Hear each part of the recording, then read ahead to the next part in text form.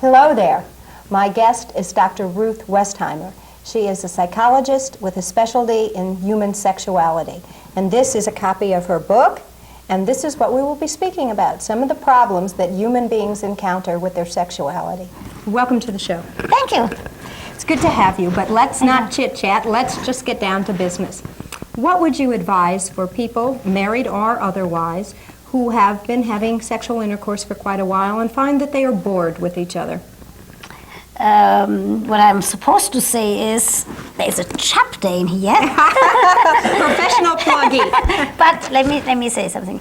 It's really a very serious problem because after all, if a couple has been together for 25 years or 20 years, and if they have engaged in sexual activity over the years, more or less in the same fashion, more or less the same position, the same hours, it does become boring. And the first step would be to recognize that, hey, people, something is not working right in our sex lives. And then really what has to be done is what I call to become a sexual gourmet, which means to really prepare a sexual activity and to prepare with a bottle of wine and some candles and different positions, and also in maybe different locations, maybe to take the husband once and go to a motel, maybe even a motel that has some interesting movies. Those kinds. Some things that really kind of give it a new vigor and a new some of the attention that it needs. Look how much emphasis we put into preparing meals. Everybody, right? For hours. Hours. Right. And I believe that that's what we have to do with sex. What if that's wonderful for one partner and the other partner says, look, we've done it for 25 years. What's all the big fuss? What's the commotion? You didn't like the way I was doing it before? Right. I would say to that partner, I would say, look, not that it was bad, because if you say put it negative, then it doesn't work. Say it was good, but it could be even better. We could have even more fun. For example, there are these sexy underwear. That's not only for young people or only for prostitutes. Why can't a wife go out, buy that sexy underwear, not wait for her husband to buy it herself, and surprise him one evening? Or why can't he bring home a red rose, even if it's not her birthday? Mm-hmm. That's the type of things that make the brain think about a sexual experience that then can be enjoyed. What about the little bit chubby woman? If she goes to buy those sexy underwear, they make them for size 7s and 5s and 4s. Yeah, that's really, they should actually really make them for all sizes. Because let's face it, good sexual functioning has nothing to do with size. Tall people and short people and heavy people, it only has to do with the attitude and the brain and some knowledge, what I call sexual literacy. Because some of that knowledge of, for example, stimulating his penis, even when he's tired, some of the things that really need a little bit of emphasis and knowledge about it, and not to be so uptight just because it hasn't been done before. By the way, talking about before, I'm doing some very interesting research right now into the sexual attitudes and mores and habits of ancient China and ancient Japan. Next time I come to Arizona, I'll talk to you and I'll give them that information. Right. We'll do another show. Because these people had certain wisdoms that somehow we have, because of the Puritan Victorian attitude, we don't talk about it. And we should learn some of the good things that they have had. I'm not talking about China today, I'm talking about I know what you're talking about, because I've gotten into acupuncture. And the more I've learned about it, and the more I've seen its benefits, the wisdom of the Chinese to have practiced acupuncture for 5,000 years is incredible. I was so impressed I went out and got my sign, what year I was in the Chinese religion, I guess it is, and calendar, and I wear it because I admire what they have learned and what they've done. You see, in terms of sexual functioning, they really knew certain things that somehow did get lost for our society and for our culture. And it only needs a little bit of digging in order to bring some things back and then to be able to say to people of today, look, there is this knowledge around and available, let's use it. We'll be back in a moment, and I want to ask Dr. Ruth about oral sex. This is Dr. Ruth's Guide to Good Sex, and I'm talking with Dr. Ruth Westheimer, who has a radio show in New York and Los Angeles. Call in questions. She tells it all. Very popular show. But we promised I promised to ask you about something that I imagine is causing a lot of problems in romances, and that is oral sex. If there is no oral sex and one partner desires it, it's a big problem. Let me tell you something. Number one, I do believe that not everybody has to engage in all the different positions. Yes, variety is important, but not everybody has to be engaging. Don't have to hang from the chandelier. Right. But not as having said that, there's no question that younger people today do engage in more sexual oral sex than older people. Sometimes what happens is that one of the partners wants it very badly. And for example, there are some men who would love their wife to perform fellatio, to go down on them, and the wife wouldn't really mind to do it, but she doesn't want him to ejaculate in her mouth. But she's too embarrassed to say that. She thinks that that might hurt his feelings and so forth. There are also some women who would love for him to perform cunnilingus and who do not dare to tell him that they really would like that because they come from the tradition where down there it has been filthy and dirty and dark and smelly. And minstrel. And, right. So sometimes what is needed is a good talk about it. And also for the men, for example, if the woman does not want to swallow the spermatozoa or the semen, for him to say that that's okay, just to engage in oral sex, but not to swallow. The talk about it shouldn't be in bed. It should be outside of bed, because not at the height of a sexual encounter should there be this kind of discussion, because it might be very destructive. But either when they are in bed, just hugging and kissing and talking to each other, or outside of the bedroom. But not everybody, we have to say that loud and clear, not everybody has to be engaging in all kind of different positions. With that as a background, and that's a good logical answer, but what if one partner still wants oral sex and cannot get through to the other partner? Then they have to forget about it. I mean, it's not a question that it has to be. And if one of the partners really is so against and so uptight, I'm not even saying to drag that partner to a sex therapist. You're not? No. I'm saying if one of the partners doesn't want it, leave it alone. Maybe a year later then do it. Maybe going to a sexually explicit movie might give an idea. Maybe if she makes him, if he doesn't want to do it, maybe a special good meal, his favorite meal. Who knows? Way to the man's heart is through his stomach. Who knows? Or the other way around, maybe doing something for her that is particularly enjoyable. Extra special. Let's move on and talk about psychogenic erection. What is that? You see, what I always talk about is that very many people don't know that a man at a certain age, and I'm not going to give it a specific age, does not have a psychogenic erection, which means he doesn't have an erection by just thinking about sex or wanting sex. He needs physical stimulation. The penis actually has to be physically stimulated, either by rubbing against his wife or his hand or her hand. Many people don't know it. They think if they can't have an erection the way they had it 20 years ago, that means the end. And that's a pity. because people actually can be sexually active until a very late age. And these are some of the things that you just have to teach. And that's why it's so terrific that we can talk on television about a subject like that. There's another point. Many couples and women don't know that a woman after menopause needs a lubricant in order to be wet enough for intercourse. Sometimes they engage in sex and the vagina isn't wet enough and it's painful.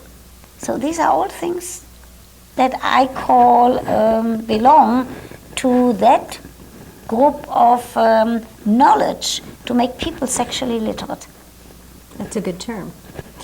That brings into the whole field of sex among the geriatric set. Because we have a large older population here, I like to talk about that if we have an expert, so take off. I work once a week, 3 hours, I do sex therapy in the Department of Geriatrics, which means I work with people sometimes over the age of 70. Sometimes I have a couple that hasn't had sex for 10 or 15 years. And it's not true that you can't teach new tricks. You can teach new tricks. And part of it has something to do with being interested in sex and knowledge. Also, I say very often, it's all right to satisfy the partner even if you don't want to have the sexual experience. And by talking about it and by saying this is something, especially for older people, now they have the time. And now they don't have little kids knocking on the door. No little children knocking on the door, and they have the time. Now is really the time to engage. Also, we know from research that older people like to be touched and touching. And people don't do it enough because they think that if they touch, it has to lead to sex. That's nonsense. They could touch and give each other massages without it leading to sex.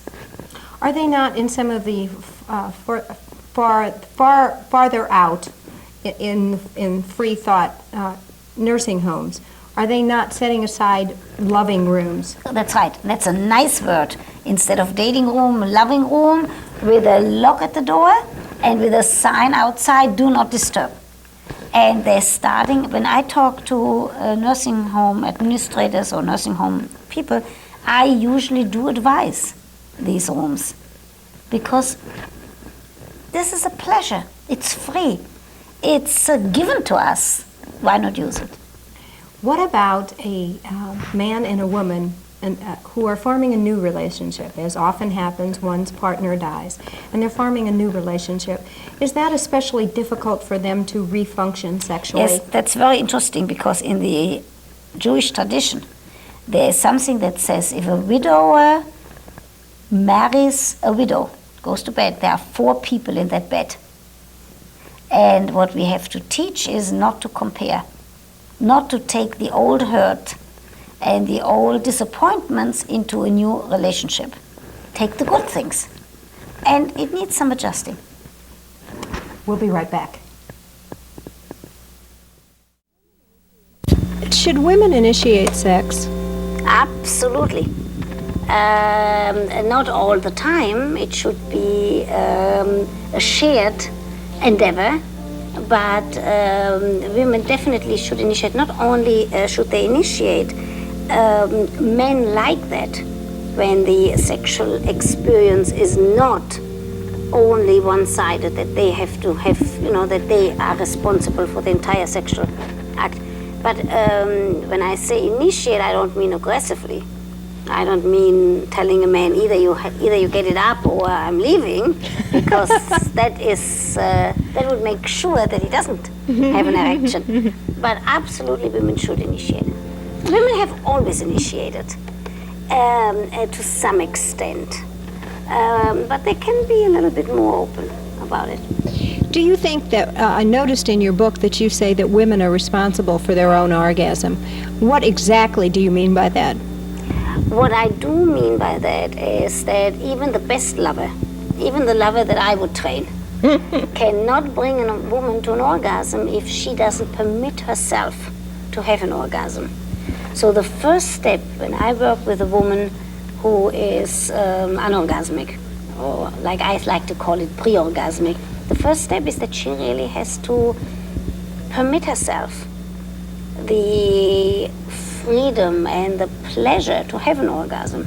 Very often she has to really masturbate first in order to know what an orgasm is about, and then she can take her husband's hand and teach him how to pleasure her.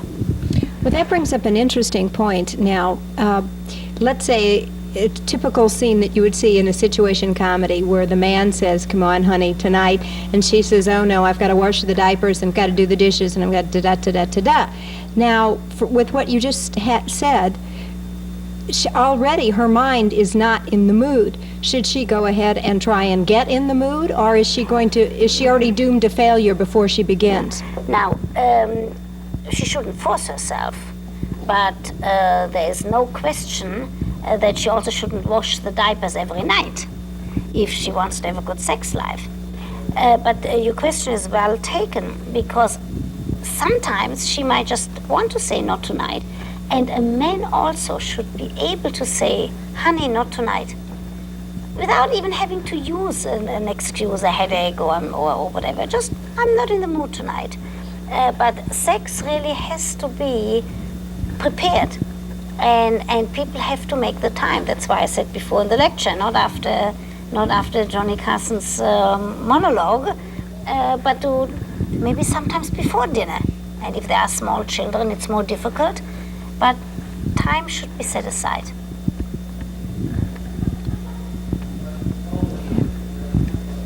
A young woman, a young girl, and her relationship with her father, and this brings in Freud. If a young girl does not have a good relationship with her father, a loving, warm, touching, hugging, wonderful relationship, can this woman grow up and have a decent sex life with a male partner? Yes, she can, because sometimes in therapy, and even without lengthy therapy, she can say to herself, okay, because I do not believe in that Freudian kind of an attitude, she can say to herself, all right, I did not have the type of father that I want. Let me go out and look for the type of men who can fulfill the needs that I might not have had as a child. Because in behavior therapy, and I personally, I don't believe that people have to live with a script. So that even people who have had a miserable childhood and had very bad experiences should be able to overcome that and be very loving partners and good parents, so that it doesn't get perpetuated from one generation to the next. The reason I ask that question is, as I've gone through life, I have observed young women who have not had a good relationship with their fathers. And instead of having a wonderful, loving relationship with their partner, they always seem to pick men who will not be a good, loving partner. Now, that very often does happen, and what we have to do really is to make available some of the methods of therapy, for example, or just counseling, in order to make a woman like that conscious of the fact and say, hey, you didn't have that, but that doesn't mean that you have to continue living like that. That doesn't mean that you have to perpetuate the unhappiness by choosing a man like your father. Great question. We'll be right back with Dr. Ruth Westheimer.